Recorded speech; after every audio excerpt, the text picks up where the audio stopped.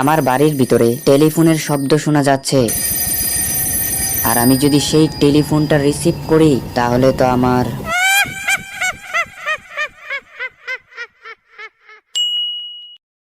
অনেক দিনের আগের কথা, যখন এই শহরে 4 লাখ মানুষ একসাথে বসবাস করত, তখন কি শান্তিতে না থাকতো। কিন্তু হঠাৎ করে এই শহরের মধ্যে ভয়ঙ্কর এক জিনিস চলে আসে। তখন থেকে এই শহরের মধ্যে কি না কি হচ্ছে কেউ বলতেই পারছে না।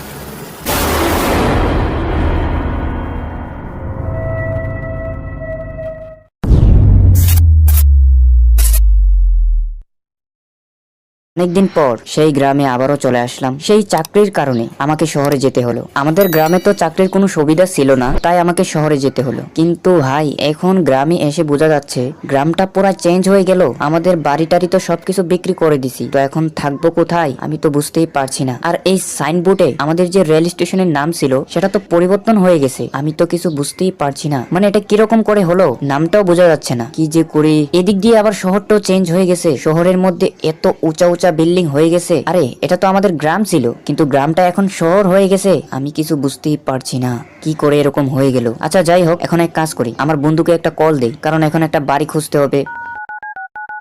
হ্যালো বন্ধু, শুন না। আরে বন্ধু, কি হয়েছে বল। আরে আমি তো গ্রামে চলে আসছি, এখন আমি থাকবো কোথায়? আমাদের বাড়ি টাড়ি তো সবকিছু বিক্রি করে দিছি। আরে বন্ধু, এখন কি করার? এখন তো বাড়ি কিনতে হবে, এখন কি করব বুঝতেই তো পারছি না। আরে বন্ধু, যে করে হোক আমাকে একটা বাড়ি খুঁজে দে। আচ্ছা তুই এক কাজ কর, আমার বাড়িতে চলে আস। আর তুই আমার বাড়িতে চলে আসলে দুইজন মিলে একটা বাড়ি খুঁজবো। আচ্ছা আচ্ছা, আমি তোর বাড়িতে চলে আসবো, কিন্তু আমি আসবো কি করে? আরে বোকা, আমি জানি তুই যে আসবি, তাই আমি রেল স্টেশনের কাছে একটা বাইক রেখে আসছি, তুই আমার বাইকটা নিয়ে চলে আস। আমি বুঝতেই পারলাম না আমার বন্ধু কি করে জানলো আমি যে গ্রামে চলে আসলাম। হয়তো কেউ বলে দিছে। আচ্ছা যাই হোক, আমার জন্য একটা বাইক রাখছে সামনে, সেই বাইকটা দিয়ে এখন বন্ধুর বাড়িতেই যেতে হবে, কি করার। আর হ্যাঁ বন্ধুরা, তোমরা ভিডিওতে লাইক করে চ্যানেলটিকে সাবস্ক্রাইব করে ফেলো। আরে ফাটাফাট ভিডিওতে লাইক করে ফেলো। তো অলরেডি সামনেই মনে হয় আমার বাইকটা রাখা আছে, মানে আমার বন্ধুর বাইকটা রাখা আছে। সেই বাইকটা নিয়ে এখন বন্ধুর বাড়িতে যেতে হবে। কিন্তু ভাই, এই বাইকটা কি চলবে? এটা তো অনেক পুরানো মডেল, আমার তো মনে হচ্ছে না এই বাইকটা দিয়ে বাড়িতে যেতে পারবো। এত কম দামি একটা বাইক পাঠালো আমার জন্য, সেই কি জানে না আমি যে মাসে 1 লাখ টাকা ইনকাম করি।